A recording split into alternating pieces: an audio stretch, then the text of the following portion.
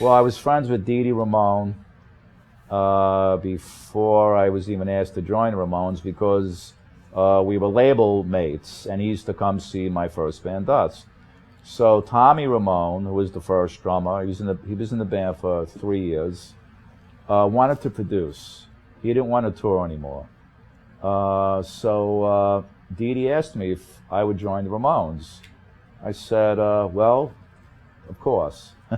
I had to change my name. My real name is Mark Bell. So we went around, we started discussing names. First one that came up was Rocky, because Marky Ramone. Rocky was big. The movie Rocky was big. Rocky 2 came out. No good. There was a cereal in the 50s and 60s that my parents used to make for me called Mapo. The character's name in TV in the back of the box you could send away for the plastic caricature was Marky Mapo. So my grandmother used to call me Marky. Did I like it? Not really, But it was better than Jimmy. It was better than Rocky. It was better than the other names. So we chose Marky Ramone because, one, my grandmother, and because of the maple cereal. And it's also your name is Mark.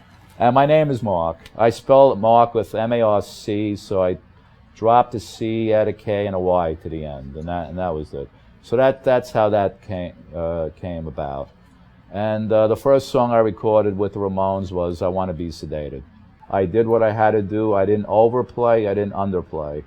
I had to put the fills where they were needed.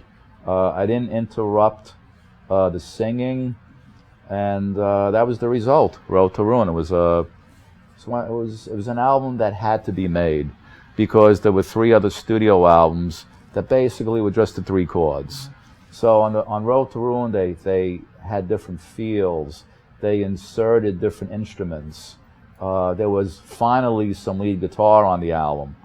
So that album was an important stepping stone. Did you realize, as you were cutting it, that this could be something really, really influential and important? No, we were just happy to do an album, to get song down on vinyl, and we made records, but we never made them to be hits. I mean, if you look at the lyrical content, I don't want to be a pinhead no more. Genius. Right. I'm a teenage lobotomy. It's not going to be in the radio. Let's see what else. Now I want to sniff some glue. And I Want to Be Sedated wasn't going to be played. And no, really, I mean, the problem was also, it was the tail end of disco. It was, stadium rock was big with the Peter Framptons, It's Alive, Boston, all these, Toto.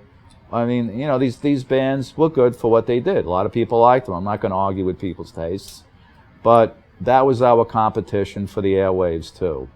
So who are the record companies going to push at that moment? Bands that are going to make the millions.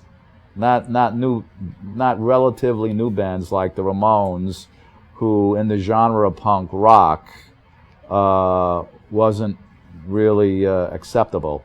No, we didn't write songs thinking they would be hits. Now they're hits.